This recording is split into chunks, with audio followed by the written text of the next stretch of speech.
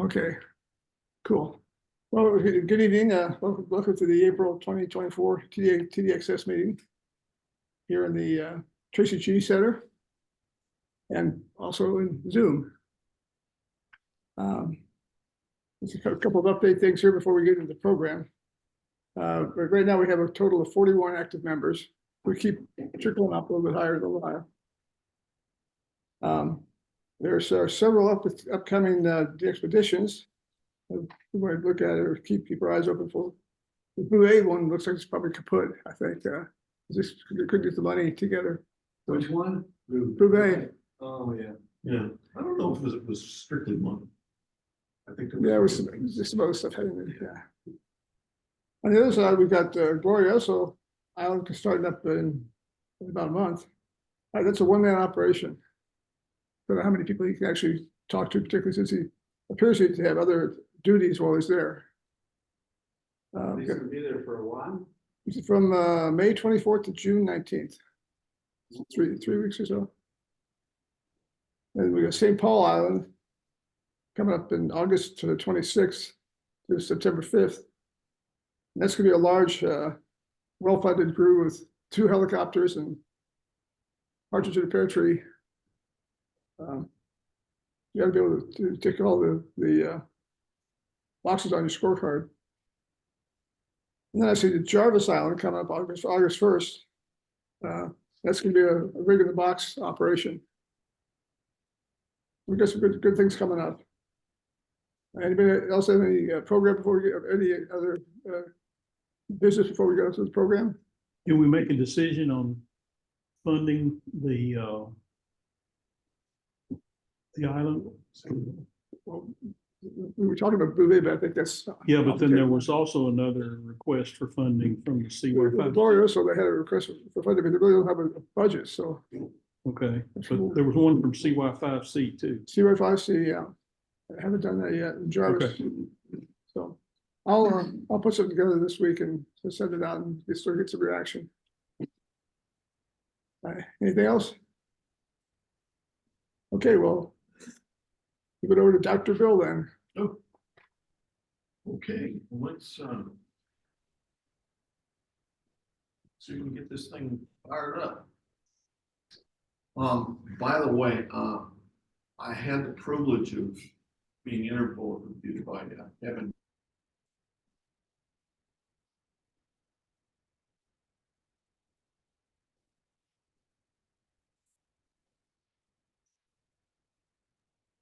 You suddenly muted, Bill.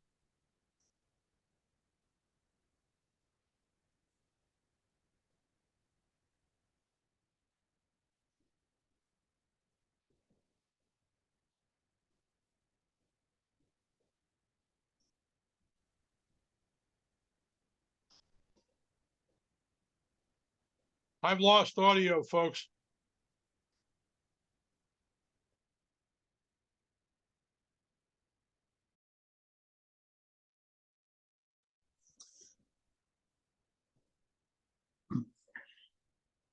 Can you hear me now?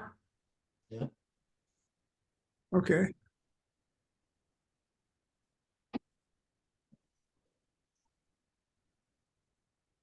Any idea how this works? It's usually function key usually from what? Yeah, I mean, PC screen. We're at 6 Zoom. Oh, in Zoom.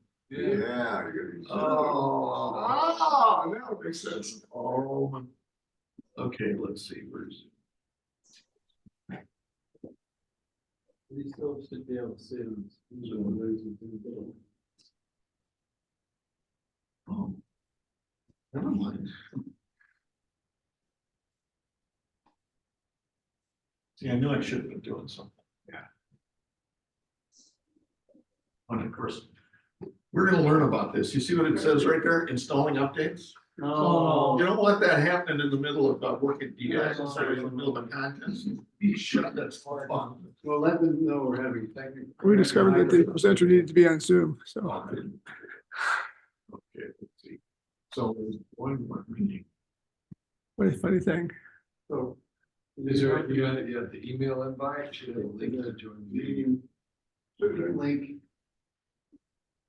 Technology school fund. Good gal.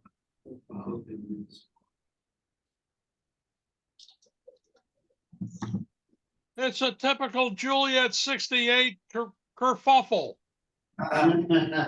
No, that's an amplifier going off. That's two. I don't have, if you got the link. Or did Robbie send that out?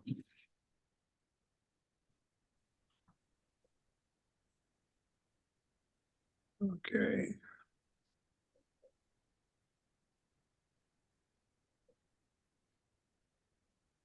Find the link. I don't have it. I sent you an email. I think it's got like Bill Schmidt. Bill at WJ.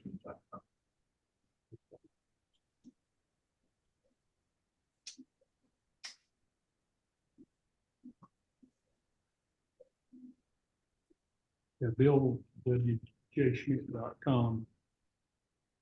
Yeah. Forwarded the link.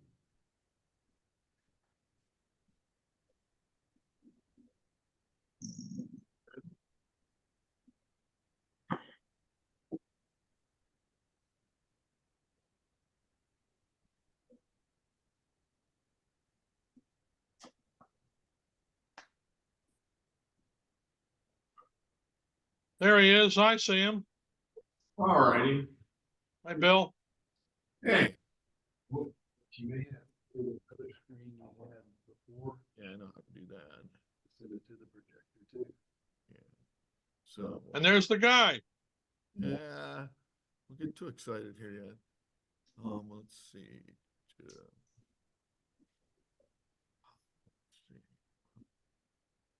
Share screen. And I want to share that one.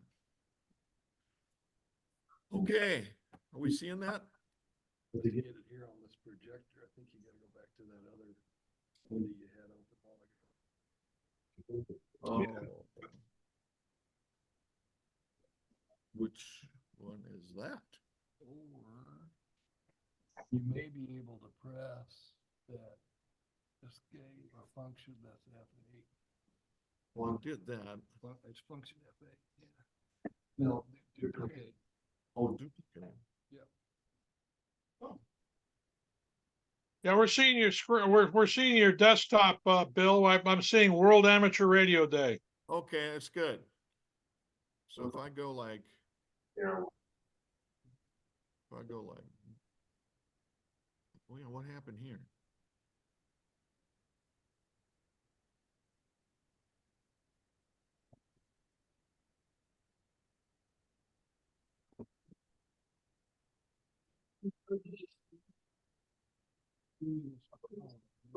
You had to pick one of that. Maybe try the second connector. Yes. Try the second screen. Oh, that's bad.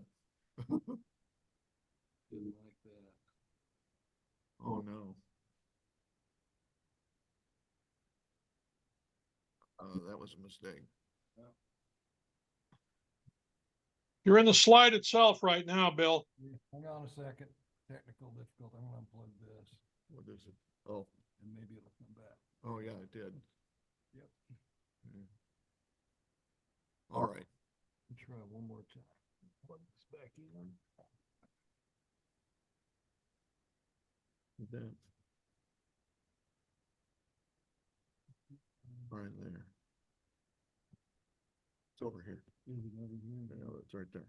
Okay, thank you, sir. Nothing like find it in the dark, right? Here we go. Now it's gonna sync. Yay! Oh, that's good. Except we lost you. No, that's all right, as long as I can see it on the, you guys see it? We're seeing that, yeah, the slide one, if you go over with your mouse and click on the number 2 on the left of your screen, you should bring up the next slide, Bill. Yeah. What I'm gonna do is do this. There. Okay. Right, now you should be able to just do page down and it'll go to the next slide. Right. Try it again. Okay, before I start, just everybody, if you got a question, just shout it out in the middle. I'm pretty good on my feet, during presentations, answering questions. So please go ahead and just stop me and let's get the question out. Yeah, I like that. Introduce yourself. Okay, yeah, I was gonna do that. There's another slide on that. In fact, let's get into that. By the way, it's World Amateur Radio Day, April 18th. I'm not exactly sure what all that means, but it is World Amateur Radio Day. Just send money to the league. Okay, this is the presentation, and it's titled "The Latest DXing and Contesting," to give you that competitive edge. And I tried to hit everybody here, both contesters and DXers. So how many of you are contesters? Oh, I'm speaking to the crowd, okay. And how many are you DXers? Oh, Yes, okay, okay, good. Interesting. About DX contest. Hey, Anyway, my name Doug, is- Doug, can you mute your laptop? Say again? Doug, can you mute your laptop? There's some feedback. Doug, are you muted? I should be, but let me.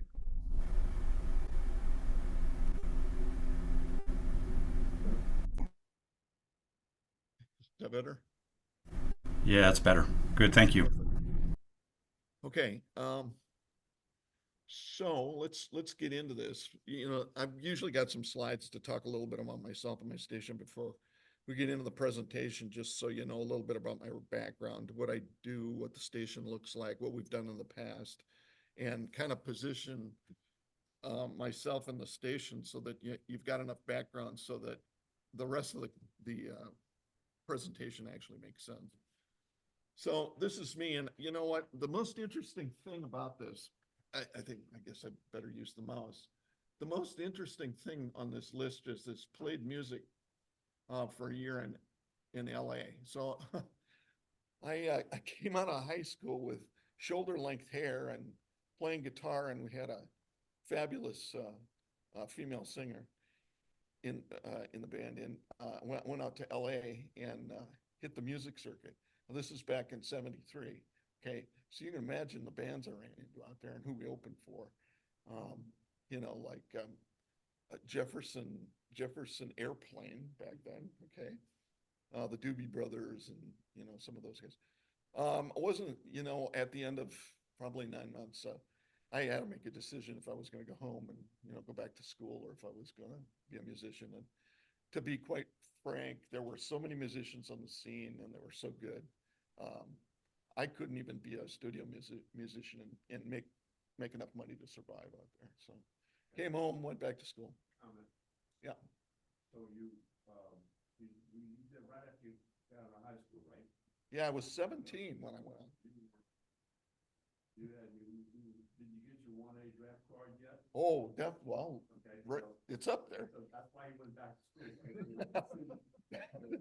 That's part of it. But they cut the draft off, and I was like number 4 or something like that, my number. And they were, so I knew if I didn't go back to school, I was in trouble. Yeah. Okay, so a bunch of other stuff happened. I wound up working in the oil business for 32 years. Then I formed an engineering business and an engineering company. I still run that today. I still have clients and teach at the University of Texas. Let's see. Ooh, that's not it. There it is.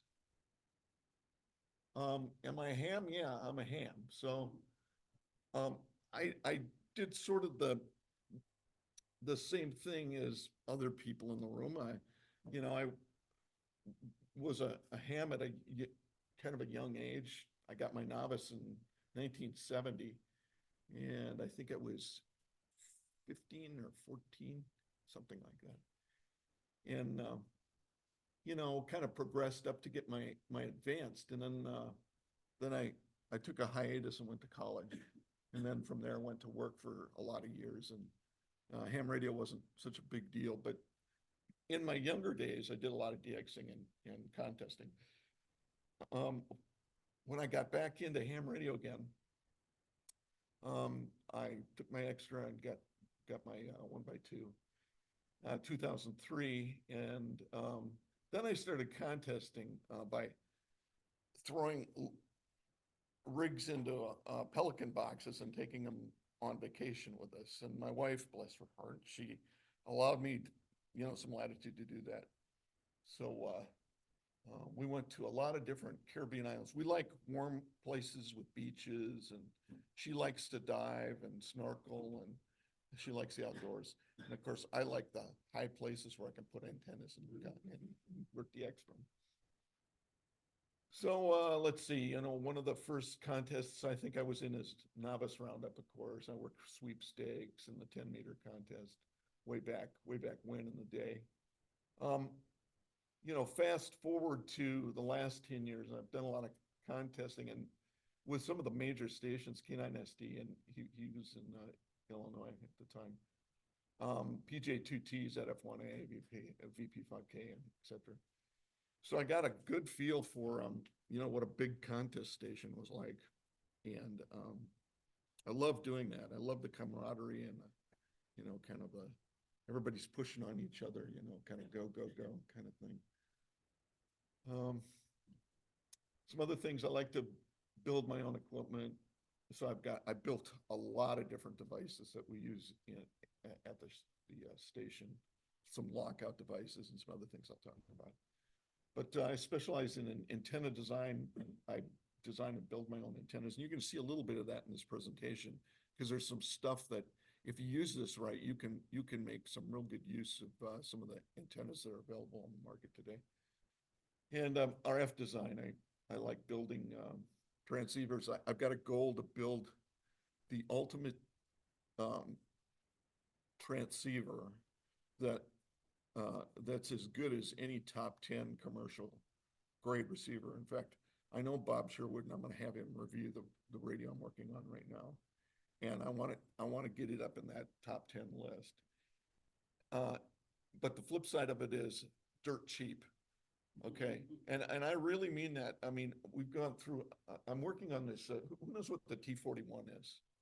You ever heard of that? Okay. Well, there's a group, and there's a number of people that have been working on this. And I'm one of the designers on a T41 group. We're up to version 12 already. I've sold the version 11 boards. I sold 8 boards for $6.15 for this radio. Okay, using my commercial, accounts with PCB makers and that sort of thing. I sell a 20-watt kit for QRP radio, 1 milliwatt in, 20 watts out. That'll cost you $25. Okay, and this is it's a bulletproof 20-watt amplifier. I mean, you can run it, antenna on, antenna off, short it out. You can't blow it up. And you see, and that's the type of thing that you want for the next thing I'm going to tell you about is my goal is to put one of these transceivers in the hands of every kid around the world that wants to get into ham radio and can't afford the radio. All right. And that's how we're going to, that's my gift to radio. And that's how we're going to support the hobby. Right. Let's see.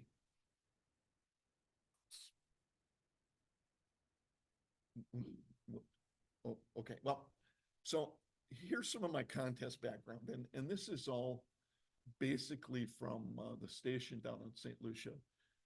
If you want to read about the station on St. Lucia, I guess there's a slide in here on it. We can wait until line. In fact, I think the last presentation that I gave, I talked a little bit about actually putting this station together there, but NCGA had an article on me putting the station together, finding it and putting it together.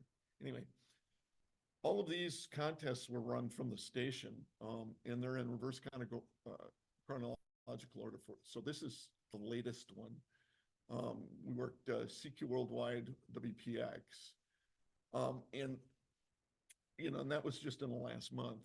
And it was one of 3 contests that we've done, multi-2. All the other contests we've done are multi-single. But, you know, in that contest, I mean, we put up a heck of a score, 31 million points. It's the first time we've ever been in that point range. Also had a Yoda person, a youth, a female that, you know, we put out an advertisement. Hey, we're looking for Yoda people. She said, hey, I'd love to come and contest with you guys. She'd been with the likes of K3LR last fall. She worked CQ Worldwide from his station. So we brought her down with her dad, and her dad's an avid satellite person too. In fact, he while he was there, he didn't have a call of his own. He used my call, and he got me 97 BUCC out of 100 in just 2 days. So. So, He likes that. well, he does, and he was good at it, and I had radios for it. I had a 9700. Of course, it was right up his alley. Some of the other things: 3rd place, ARRL, DX, SSB, and this is our best score ever. We had 11,272 QSOs and 331 mults. We usually trade places. There's 2 or 3 stations up in the top 5, and we're usually 1, 2, or 3, and we just kind of trade around those positions. ZF1A has won it the last 2 times, and the time before that we won it, and we kind of trade back and forth. Let's see, CQ Worldwide. Hey, Bill? Yeah. Now, this is K2TNO. A quick question. One of your multis that you posted within the past, I don't know, 6 months or so, the 10-meter station had, I think it was 3,999 contacts. Right.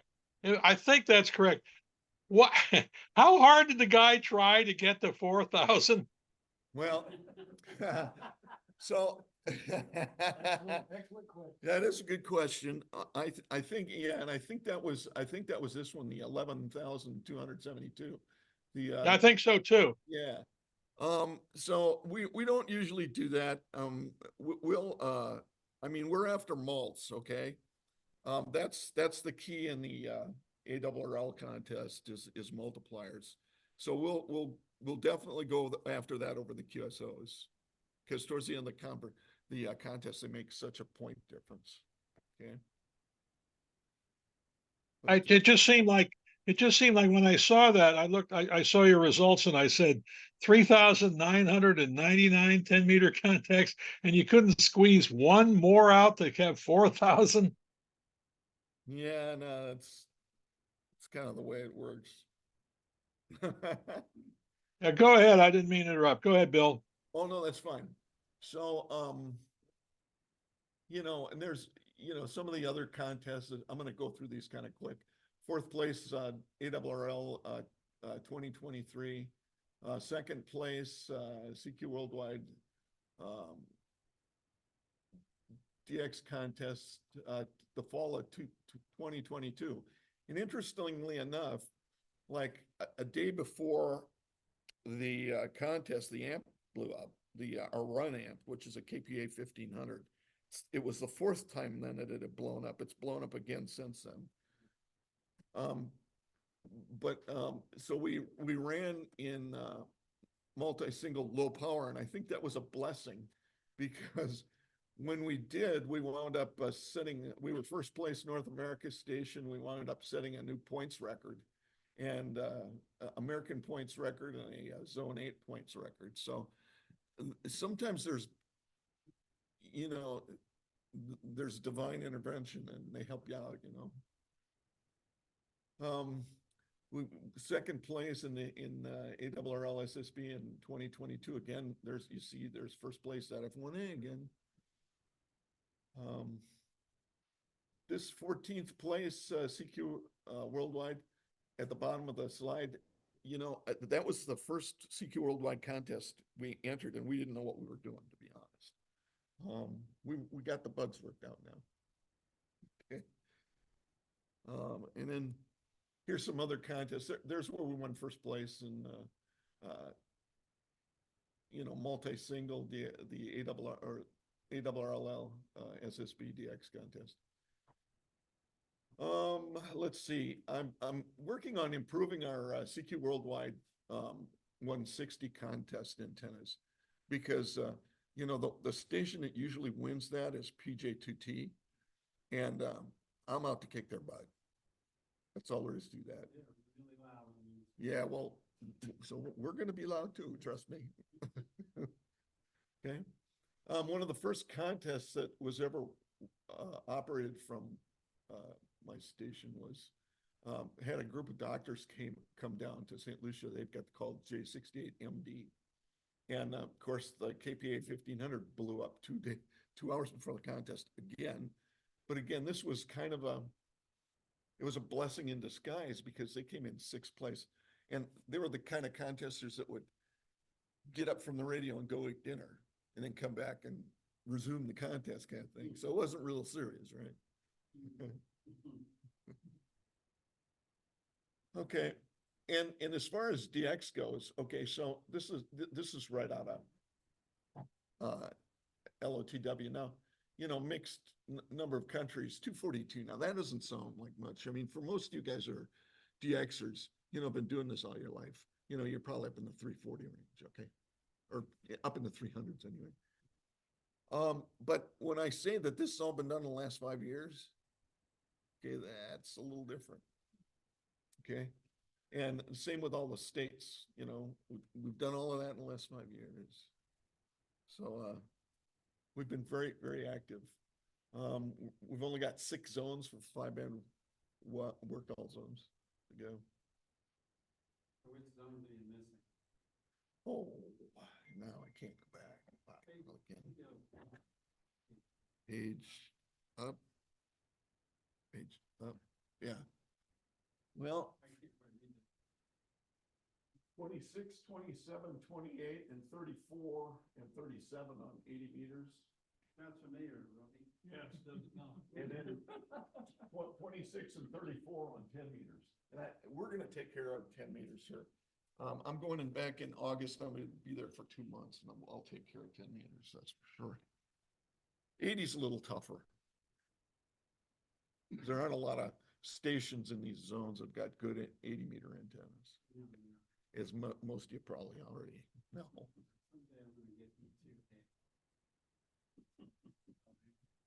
Yeah, I've got a 3-element beam for 80 meters that I've got sitting at my contest station up north. And when, it's in the wrong part of the world, it needs to be in the Caribbean in order to help me out for this. This is the article from NCJ, where it's the bottom picture down there. We see the red building and the mountains in the background. But if you're interested in our adventure and putting together the contest station, have a read of that article out in January, February 2021 NCJ.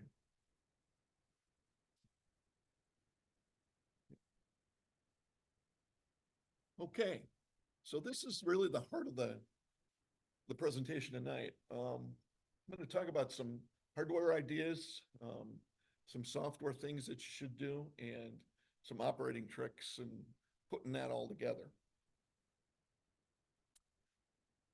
As I'm talking about these, there's hardware, software, and operational tricks, but they sort of overlap, meaning, like the hardware will influence how you operate, and the software, you may need special hardware for it, and that influences the way you operate too. So, in reality, this is all kind of jumbled together.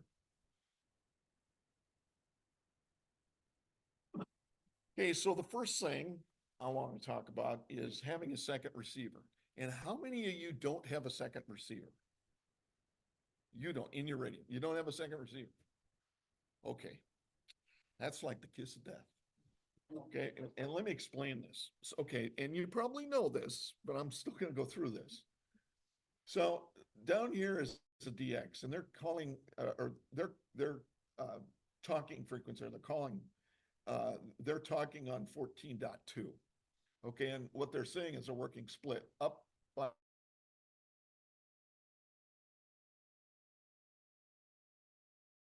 5 to 15. So they're in this region up here. They're listening up here. If you don't have a second receiver, what you're doing is you're listening to them down here, and then you're moving your VFO around up here for transmit, and you can't hear who's returning his call.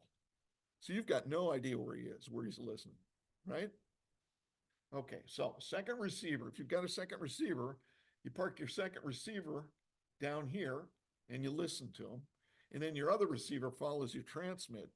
And when you hear the guy respond to him up there, you immediately, I mean, you're tuning with the other receiver.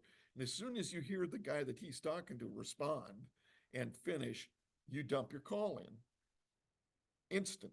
Okay, you're gonna work them every time. So, you know, you gotta have a second receiver. So I don't know what you got, get rid of it, get a radio with a second receiver.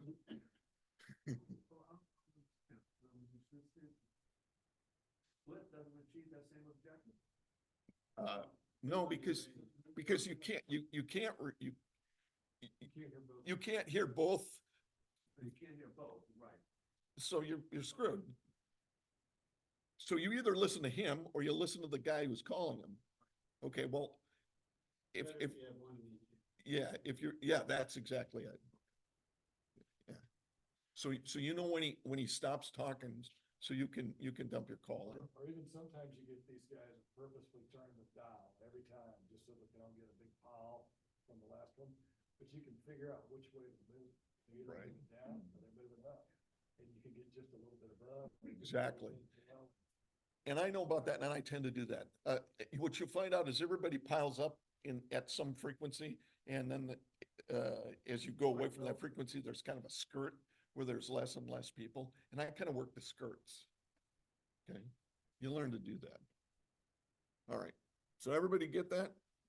All right, so that's a hardware thing.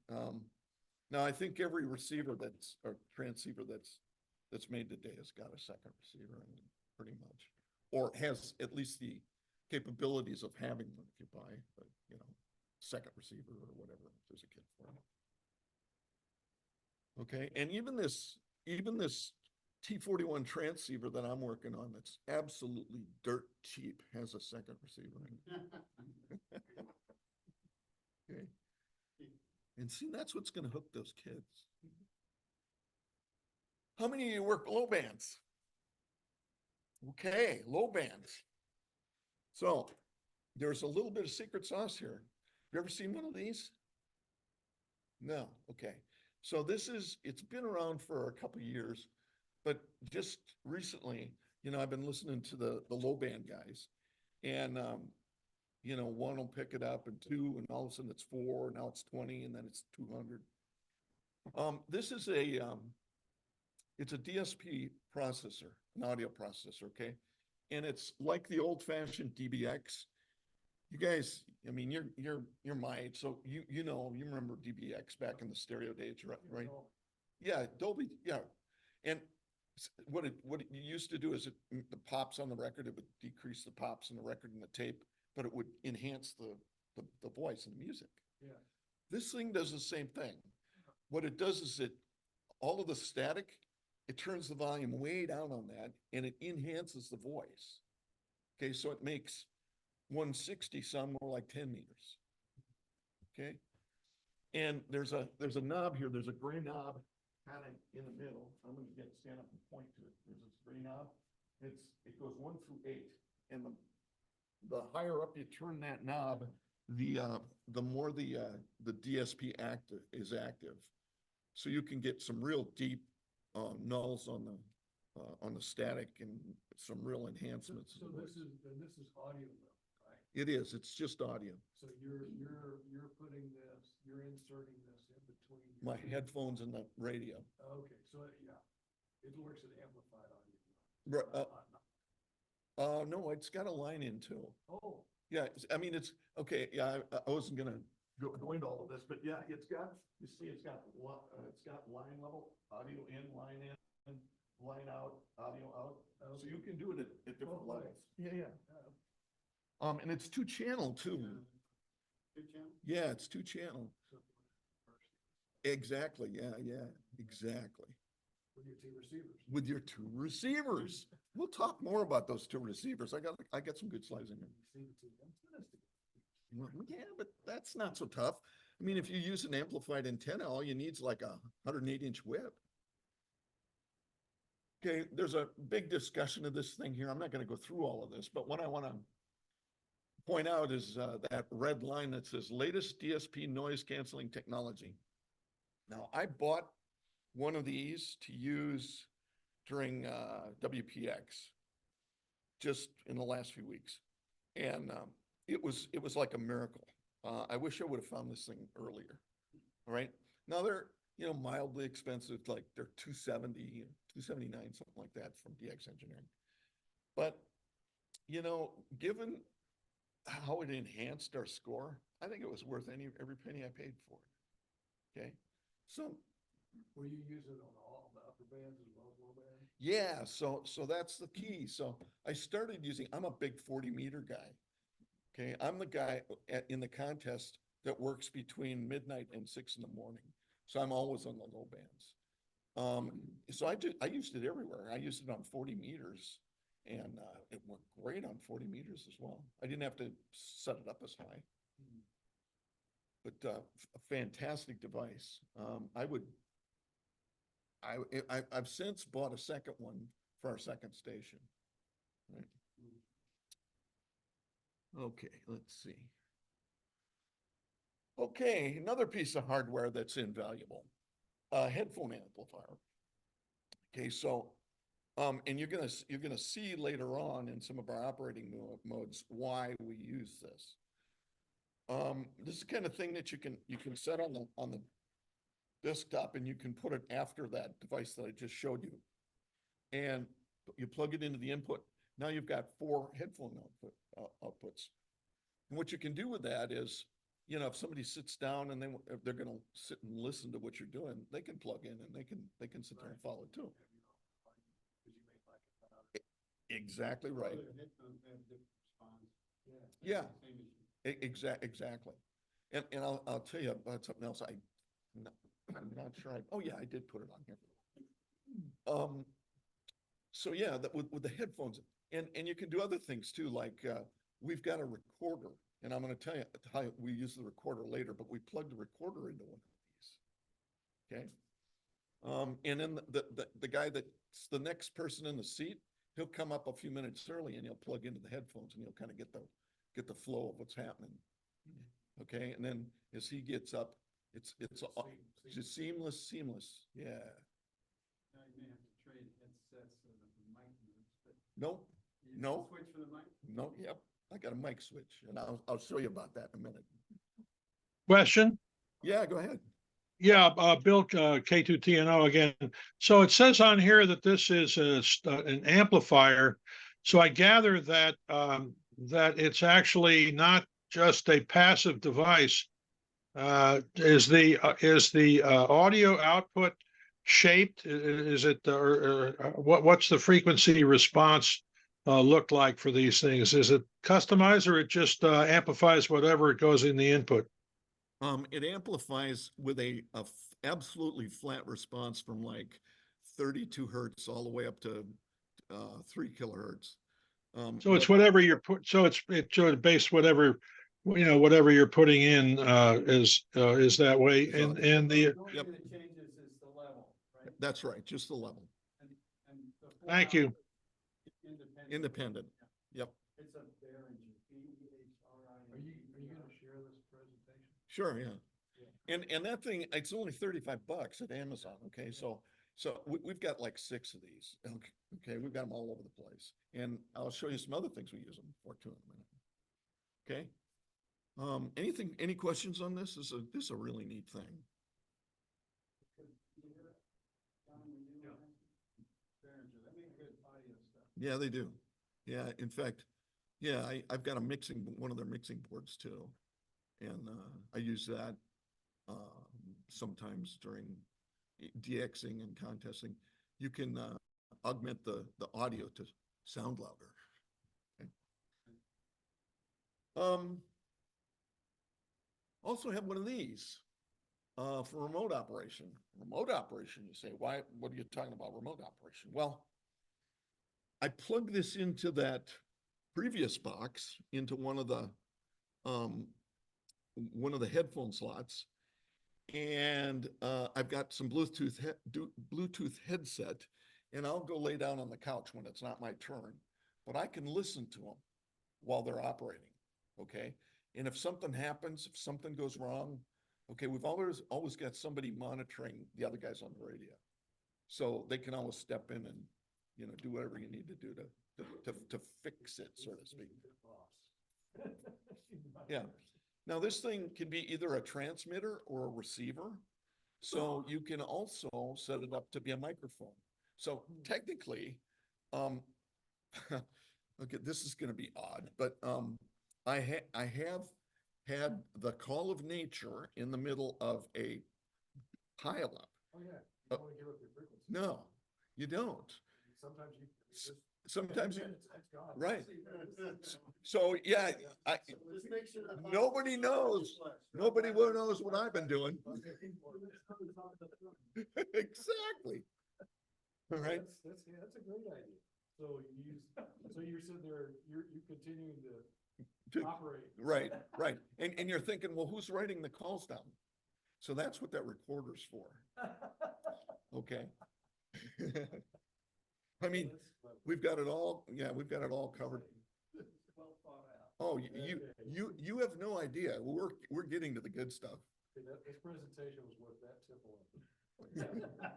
alone. So yeah, okay, so you can run two headsets off of this, and there's a button, I think it's right there, can either be a receiver or a transmitter. Okay. So if you get two of these, you can transceive with them on two headsets. Really cool. And again, real expensive, 27 bucks. Excuse me. I just learned about this just in the last contest. The satellite guy, KATP, Doug Pepe, he had one, and he plugs it in, and he's listening to his daughter while she's contesting, and he's out doing some satellite work, but he's listening to her the whole time. Oh, wow. That's cool. Okay. So yeah, if you use two of these, you can set up a headset, and you can do what you need to do, so to speak. Yep. All right. Okay, the mic. Somebody said, well, you may have to do something about the mic. No, we don't do that. As part of your entry into the station, I spot you with a microphone. I give everybody a mod mic. So everyone on the crew has one. They're all identical. And I have a switch box, and so you don't have to screw around, you know, when somebody sits down, you don't have to mess with any controls or anything. All ready to go. You sit down, you plug in your headset, you plug in the microphones. When it's your turn, you just pop the microphone. It's a 4-channel switch for the microphone. Just pop it to your channel and you sit down and start working. Okay, it's just that fast. Huh? You like the mod mic? Love it. The response is incredible. Are those will have Only they require they require a bias. Yeah. So yeah, and they're cool because I mean, if you can use them with your regular headset, and the mod mic's got a little magnet that goes on the outside of your headset, and the boom comes around, so that when you go other places, when they come down to my house, they bend their mic out of the way on their headset and, you know, put this thing on the magnetic attachment. And then when they go back to their place, they just take it off the magnet and use their mic. Or maybe they use the mod mic, I don't know. But it's a fantastic deal. Again, that thing is, let's see what it says over there, but it's like 50 bucks. Oh, shoot. That one, yeah. Yeah, it's like 50 bucks, mod mic. Okay, so I maybe in my contest team, we've had 10 or 12 guys down there. I maybe got 600 bucks invested in microphones, but I don't care. That's the price. Yeah. Yeah. Okay. What else from hardware? Well, so most contests will allow you, like if it's a multi-single, it will allow you to have only one transmitter that transmits at a time. Okay. That doesn't mean that you can't have a dozen transmitters in the room sitting on that frequency. It just means only one of them can be transmitting at a time. Okay. So we use a lockout device, and I'm showing this one. This is a pretty common one. This one is a lockout device for up to 5 transmitters. I built one that's good for up to 20 transmitters. And I do that because there are some contests where you can run multiple, you can run multiple bands, but you can only have one transmitter on the band. On multi-2, you can have 2 transmitters, right, going, but you can't have, like 5 across 5 bands. You can only be on 2 bands. Because of multi-singles operating. And you can only have one transmitting signal on each band. But you gotta. show At a it. time. Just at a time. But you could have 10 transmitters on the band. You guys familiar with K1LZ? Yeah, well, they've mastered this, okay? They have like 5 transmitters on every band all the time. All the time. And guys listening all the time. Okay, and it's whoever gets to the station first is the one that wins. Okay, real interesting concept. But anyway, so there's a nice lockout device. It only lets 1 transmitter per band transmit, if it's that type of contest, or 1 transmitter period transmit if it's a multi-single type of contest. Question? Yeah, go ahead. Yeah, K2TNO again. Bill, does this detect the RF output of the exciter or the audio in, or what is the connectivity between this device and the rigs? I assume it's not done at the amplifier stage, but what does it sense and respond to shut the other ones out? Okay, so most modern radios these days have inhibit lines. Okay, on the back of the radio, and one of the pins on one of the accessory jacks is an inhibit line. I've run mostly K3s and K4s, and both of them have inhibit lines on them. Okay. So that's what this is. So that's what this is driving off, is the inhibit line. So it's at the exciter level somehow or another, right? That's right. It's at the Got exciter. it. Okay. Thank you. Yep. And PTT out. Whenever you. Yes, it's inhibit line and PTT out. So the first person to hit the PTT line out, it sends inhibits to all the rest of the transmitters. Yeah. Okay, and this device is programmable for all of that stuff. This one is, and it's pretty cheap, $200. Not so bad. So that's another different type of contesting. Yeah, and so how does the lockout work? Well, only 1 transmitter can transmit if it's, let's say it's a multi-single. So only 1 transmitter can transmit, but you can have 5 transmitters, and they can all be listening, and whoever hears a station and works them first, works them, and locks everybody else out, and then they try again. And there's an output line on the back of this, so that you can put like green light, red light up on top of the radio, so that you can see if you're locked out or not. Yeah. That helps a lot. Oh, incredible. Yeah, definitely. So yeah, I made these little LED things. It's and again, it's back to five, you can use up to 5 transmitters with this. Okay. Another thing is being able to share antennas and swap them around. And there are some very, very, very good devices, and there are some extremely poor ones. And you gotta know, without spending a whole lot of money to find this stuff out, you gotta,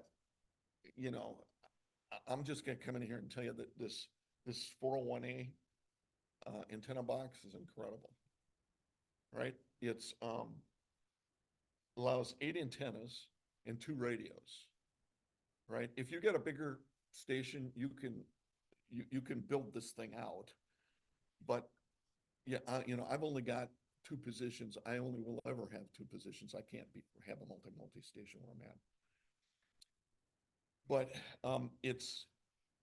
you can control a thing by a switch at each operating position, and it's got lockouts, so you both can't select the same antenna. You can do it over the internet, and that's the way we use it on the internet, because the radios are back to back. And so, one you can see over here, this little thing sits on the operating window, and green is one radio and blue is the other radio. And usually there's 8 antennas down here, and you can select between a bunch of different antennas. This is really cool because you can just click back and forth between antennas. If like on 80 and 160, we've got a high tower, and we've got some big inverted V's for 80 and 160. And you know how it is. Sometimes the vertical is better than the inverted V. Sometimes not. Depends on direction. Question?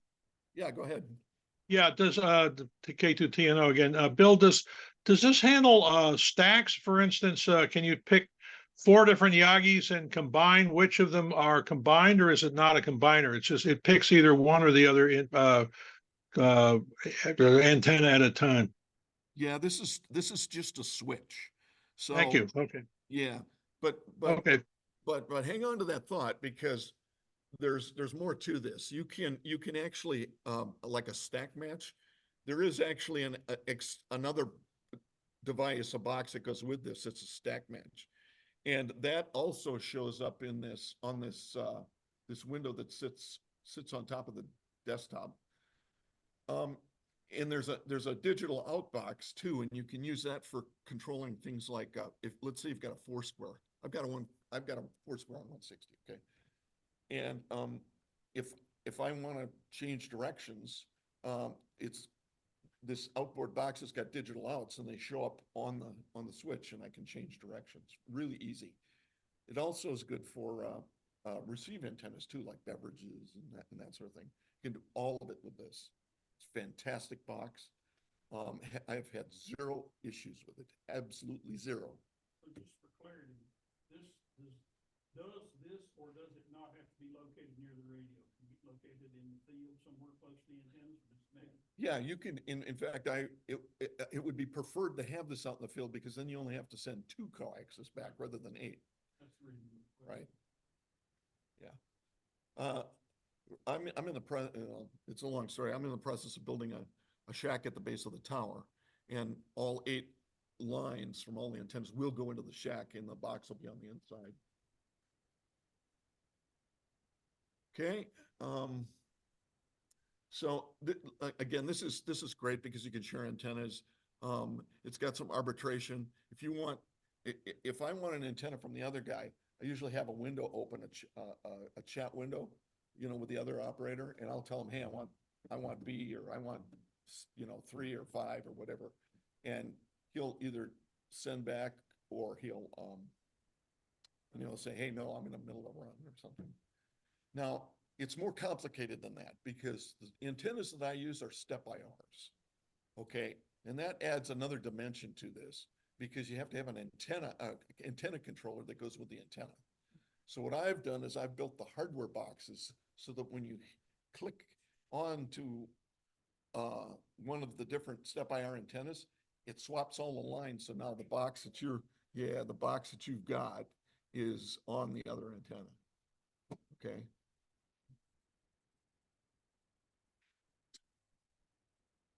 Yeah, well, it is. It is. It's really complex, but it works really well.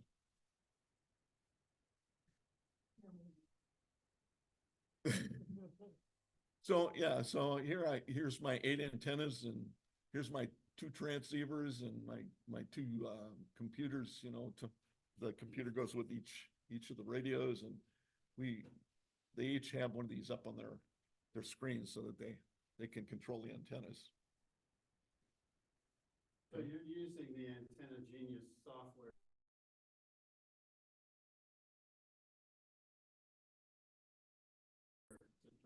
Oh, God. I also have a Flex. And it works with this, and it's seamless. I mean, they've got the software integrated into the radio to do this. I don't care for the Flex, so I've got K4s and I use the K4s instead. They're good radios. If you can get them, yep. Now, when I was trying to outfit my shack, my K3s, this was almost 3 years ago. My K3s were spending more time on my bench getting fixed than in contests. And that's a problem, okay? So I went to Elcraft to try and get K4s. They told me, well, you can have one in 6 months. And I said, no, that's not gonna work. And I talked to Craig K9CT, who's a good friend. And he says, oh, I've got Flexes and, you know, and you should give them a shot because they're good radios. And okay, so I went to the Flex tent and they said, yep, we can get you a radio in a couple of weeks. I said, great, signed up, got 6,600. And I ordered 4 of these Maestros. And I got the radio in 6 weeks, and I just received the Maestros 2 weeks ago. Okay, so, I mean, that was a bust. All right.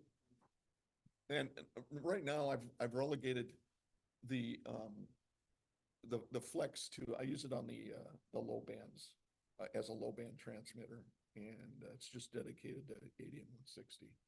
And I use it remotely. We own enough property where we can kind of spread out, and the second radio's down at another piece of property anyway. Hey, Bill?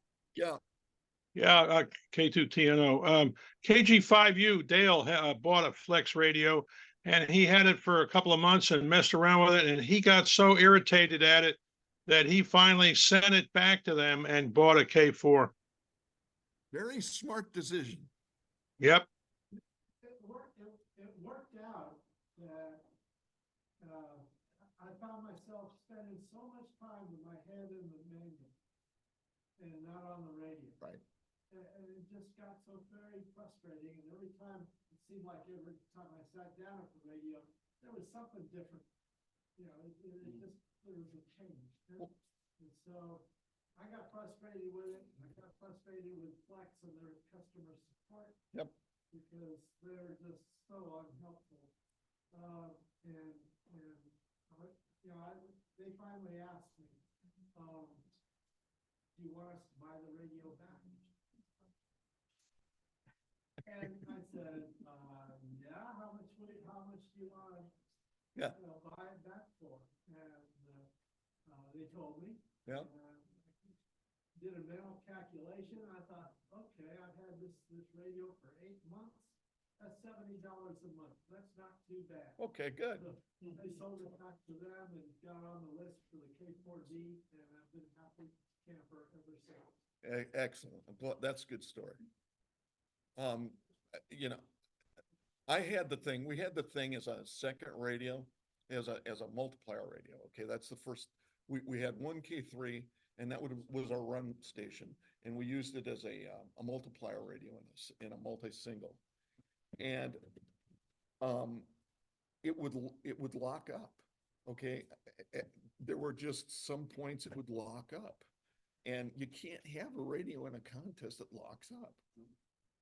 Okay, you just can't. You can't have equipment that fails.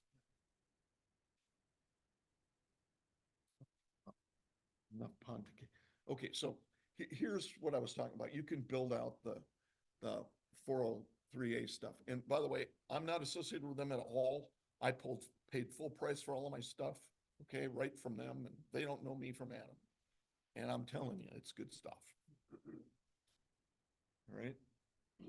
So yeah, this is showing 4 radios and 32 antennas. You can build it out, I think, to 128 antennas and 6 radios or something.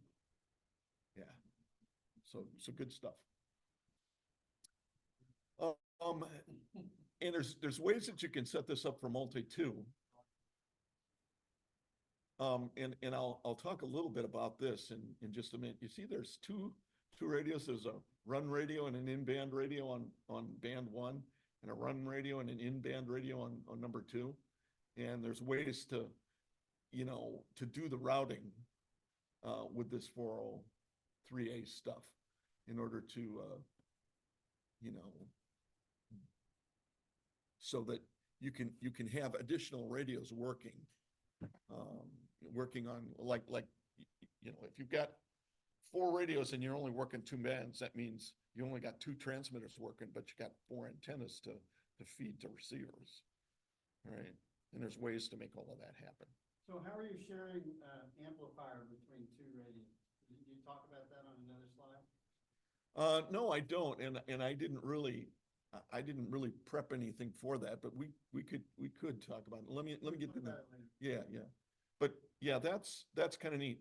That's a fake kind of a thing that Flex will tell you that their amplifier will operate SO2R. It'll work with 2 radios. Yeah, baloney. There's only 1 amp inside that box. Okay, it's just switching back and forth between the 2 radios fast.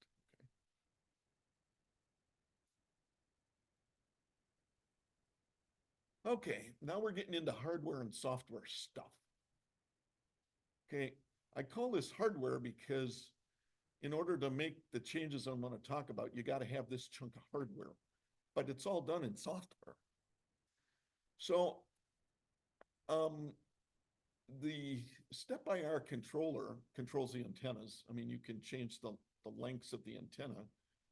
And in fact, you can put different models of antennas in the controller, right? And I've become an expert at doing this, okay? And I will use the controller before the contests, and I will design antennas for the antennas for the contests or the DX situation specifically, right? And I think I've got a slide here. And this is, of course, this is kind of an expensive little endeavor here. Controller is now $1,500, and this big antenna I've got's, over 10 grand. Okay, yeah. So what I'll do is I'll use EasyNIC, and I'll design antennas for some specific parameters for the contest coming up. Okay, and then I output from the software the configuration for the antennas on all the bands, put it in the controller, and then we'll use those antenna models throughout the contest. Rather than the stock model that comes from Yeah. Pepper? Yeah. Okay, and let me show you why you'd want to do that. Okay, so for a DXing antenna, you might want it to be kind of narrow. It's 3 dB points, maybe 30 degrees, right? Excellent front to back, 30 plus dB, side to, front to side, 30 dB. And a real narrow bandwidth. You don't really care about its bandwidth if you're going to, sit on top of a DXpedition's frequency and just listen for it working. Okay, this is it's kind of a laser point and shoot kind of thing. For contesting, you may want something a little different. If I was contesting just on a single continent, like ARRL contest from where we are, where I could just point the antenna right at the United States. It's a little bit wide. The United States is a little bit wide down from down there. But all I have to do is just dump the antenna there. What I could do is, keep a fairly narrow 3 dB beam width. I want a front to back of 30, front to side of 20, and as I say 20, I want to decrease that because I've got South America off my side, and I want to be able to work them too. Okay, but one of the other objectives is to make sure that I've got full band coverage. Okay, because who knows where I'm going to wind up in the band. It all depends on how busy it is and where I can find an open spot and all of that. So, yep. Okay, that's the way it works. For a multi-continent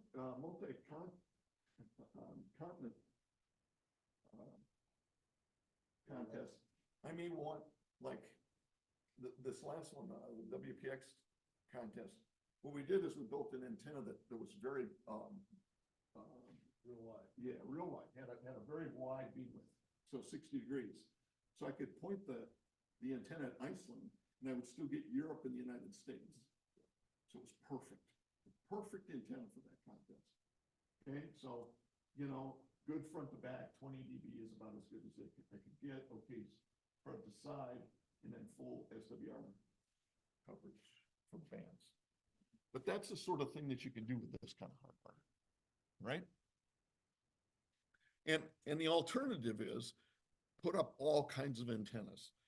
Where I'm at, I can't do that. Okay, I'm limited to one tower that's 60 feet tall. That's all the government will allow me. That's it. All right. But we still win contests. We find ways to do it. Okay. You guys that have got, you know, 10, 150-foot towers, yeah, just have at it. Just put beams there pointed everywhere. DJ2T has a mountain top. Yes, they do. I'm very familiar with that antenna.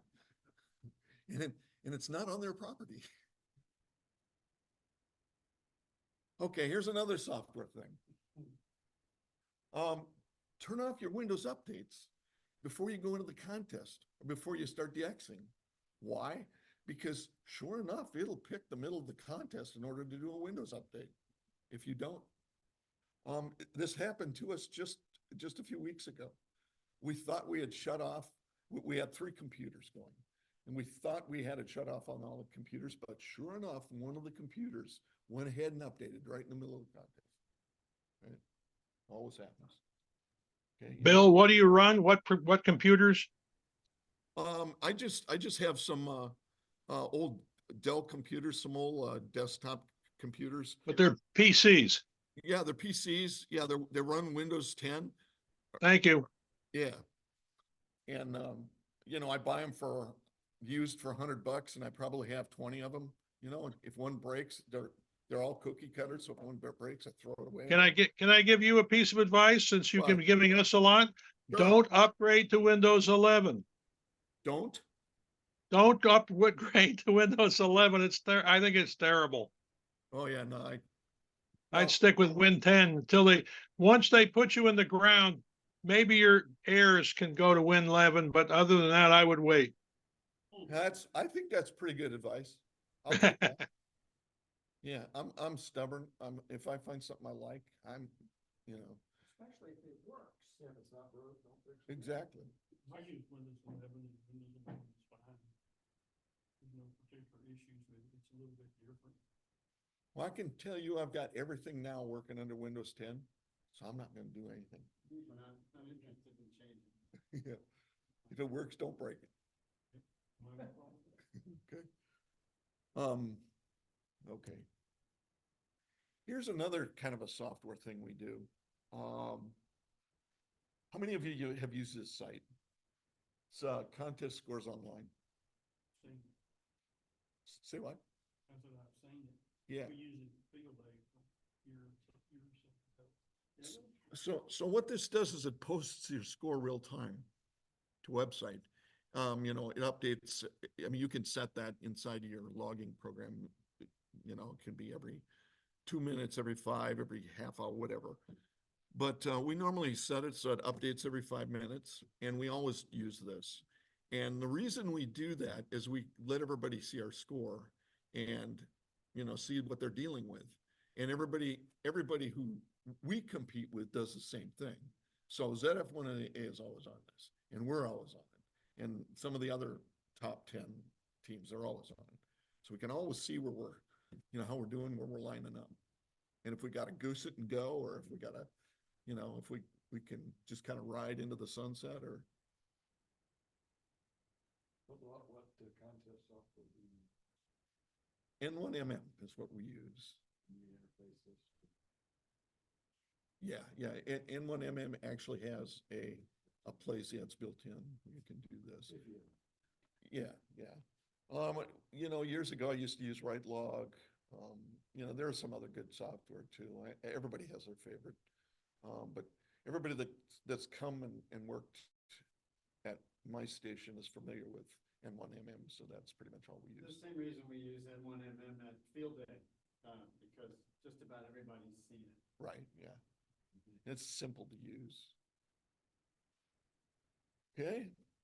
So, so anyway, yeah, this is, you'd be surprised how, the, our contest group is relatively laid back. I mean, I don't push anybody. You know, you're there to have fun, really. I don't want to, you know, we don't want to ruin it by, you know, make it cutthroat. We don't do that. But when I put this up, people push themselves. I don't have to say a word to them. Oh, question. Yeah. You raised the subject of, Windows updates. Unexpected Windows updates during contest. Yeah. Yeah. Why isn't there something in, say, M1 MM that would inhibit that update during a contest period? Well, that's a good question. I mean, I'm not a good enough software writer to know if you can actually do that or not. I don't think Bill Gates lets anybody do that. Do what? I don't think Bill Gates lets anybody do that anymore. You have to click through to their settings to do that. Yeah. I The think- only one I know, that's there right. were some versions that you could put it on, if you connected with Wi-Fi, you could tell it, don't update Windows for 2 days or 5 days or something Right. like that. It would end it. Well, We used to do that sometimes. So the Windows 10, you can say, 2 days. Postpone it for a week. Yeah, exactly. Exactly right. Yeah. Yeah, I'll make sure you do the Or do it before you get in the contest. So one of the most important things I've learned in contesting is that there's a Friday checklist. Yes, And that is on the checklist. right. And you physically do the checklist. Yeah, Because if you don't, some other thing like spilled coffee or the microwave not working or an amplifier acting up is gonna get your attention away from the checklist, and 3 hours into the contest, your computer will do a Windows update. yeah. Well, that's exactly right. And we have a checklist too. And it's pretty long. It's like 3 pages. Okay, but it's all stuff that everything has to be checked off and right before we're ready to go into a contest. And I didn't bring it along. I don't have it on the list. I mean, there's certain assumptions that you make, and I just assumed everybody does a checklist, right? But maybe not, but you have to do it. I mean, then that's the right way to prepare too. Okay, let's go on here. So why use that online score as well? It integrates well with most of the logging software, promotes friendly camaraderie between rival contest groups. Keeps you. Intimidate your rival. Well, sometimes that does happen, yeah, but that ain't my fault. Oh, this is interesting. It shows the top team QSO rate. So let me go back. You see this up here? Highest rate, 185 QSOs by this team. Okay. So we shoot for being number 1. In the last 2 contests, we've set the record, okay, in this online thing. So that up at the top, that's showing you whoever's set the record so far during. For the that whole contest. Yeah. By hour, okay, whatever hour it is. Okay, whatever an hour it is, I mean, it picks the top one Oh, just. of all of them, not of just that hour, of The all of them. whole contest. Okay, the whole contest. So I think the last one, WPX, our rate was 765 QSOs an hour. That's good. Yeah, 2 radio. yeah, for 2 radios, yeah. Okay. 760. So, okay, yeah, shows the QSO rate. It doesn't replace posting your score on 3830. You need to do that at the end of the contest. Everybody should, just to kind of let everybody know where you did. Okay, oh, left. Okay, well, let's go through this fast. Okay, we do something called partnering. Are you familiar with partnering? Okay, so, we don't have just one person operating a radio. We have multiple people, okay? And we'll use the second receiver and set it on another antenna so that the second guy is listening to something different than what You're stacking calls. yeah, and we're stacking them and feeding them to the other guy. And this could be as many as 4 people doing this. How do you feed them? Well, we use N1MM and it's automatic from N1MM. You can do stacking from N1MM, and that's what we're using here. So each guy that's listening's got his own terminal, his own works. His own, yeah, okay. So, there might be a partner, and this is a multi-single station, so we may have a partner who's next to him and he's listening and he's stacking for the run operator, okay? But it doesn't have to be like that, and we've used more than one radio to do this. You can use multiple radios to do it. All right, so we've had as many as 4 guys, and you use this during hot periods when you really are pushing the rate up, QSO rate, and the run guy can just barely hear the people calling. Well, sure enough, with all these other people, the antennas in different positions and ways, they may catch some of those other calls and stack them for them. And the way N1MM is, all you have to do is keep hitting the enter key, and it keeps, it just logs them. It goes to the next one on the list. Exactly. In WPX, you have to copy the number. What happens when the run op actually doesn't hear the station that the partner can hear with a different antenna? Does the partner enter the number? Partner enters the number. Okay. Yeah. Okay, and so this is our actual station here. So prior to our K4s, we used to have, 2 K3s for a multi-single station. And one was the multiplier radio and the other one was a run station. Now with the K4s, we can run, have a run radio with a partner and run 2 with a partner. Okay. And we could even have more radios because we've got more radios. So we can have a bunch of guys stacking. Probably the optimum number is 1 or 2 partners. Once you get 3 or 4, it's pretty tough to for the run guy to keep up.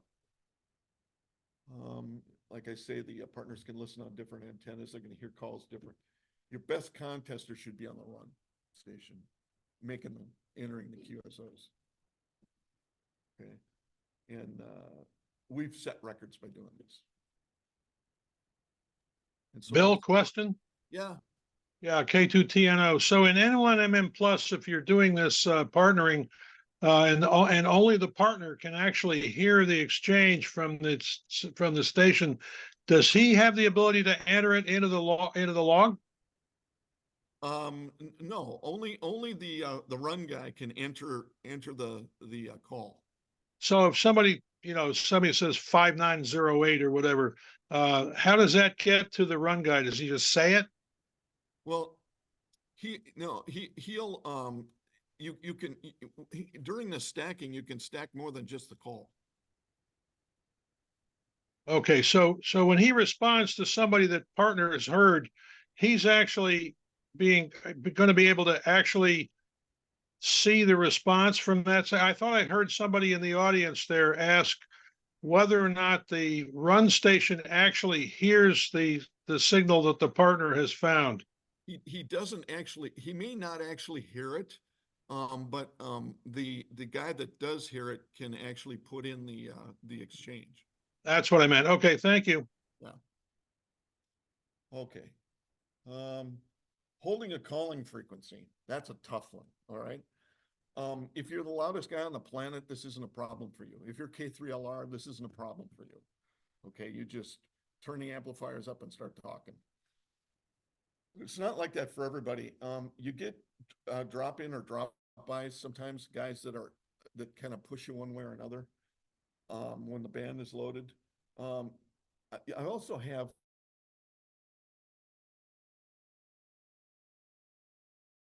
had propagation changes. This happens a lot at night and then contest. And all of a sudden Europe will start coming in and there's a guy on my frequency. Now what are you gonna do, right?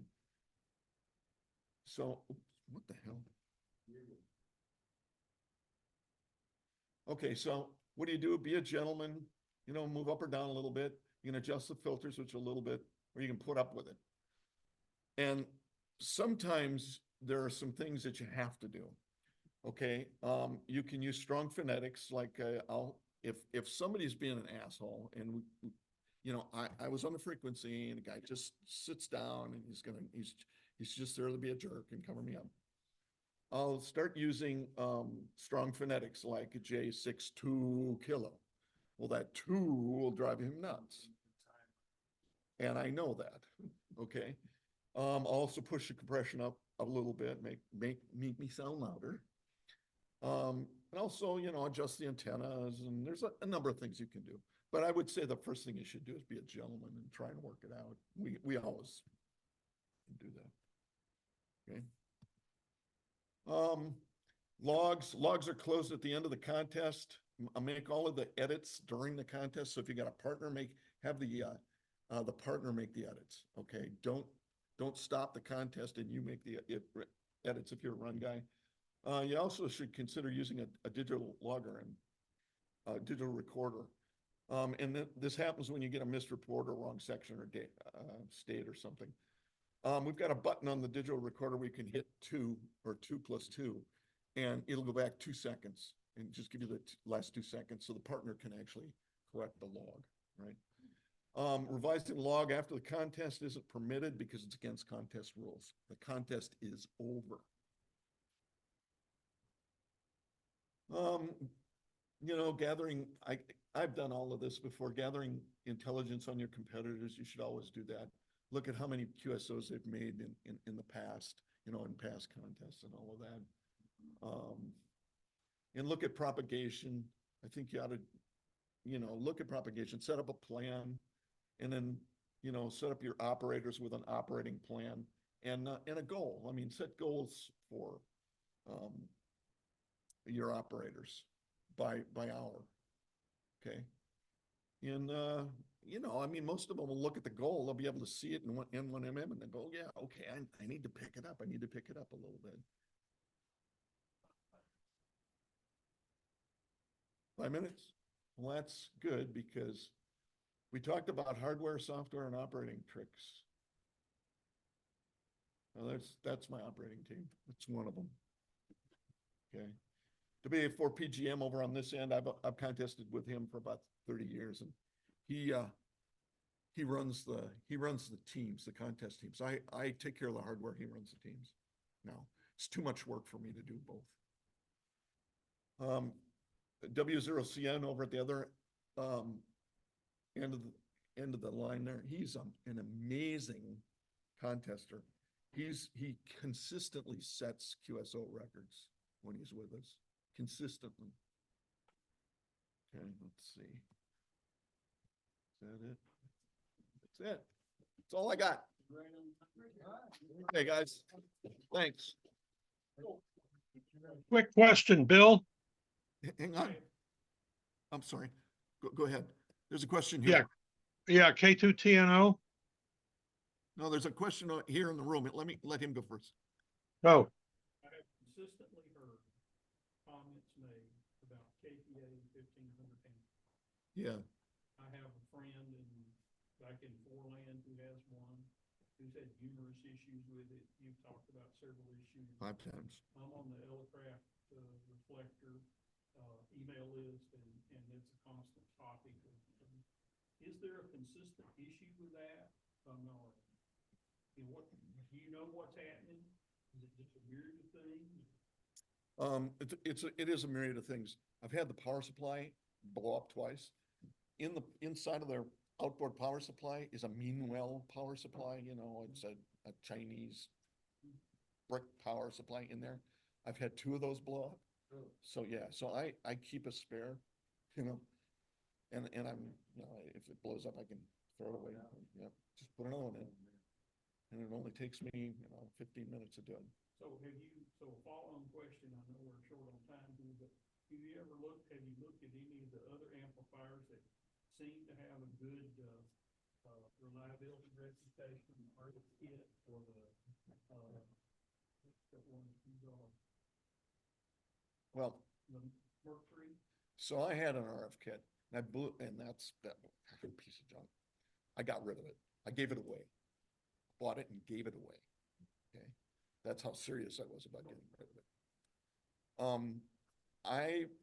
I've purchased in the last 3 years, 4 Alpha 87As. Mhm. And that's what we use, Alpha 87As. You can't blow them up. You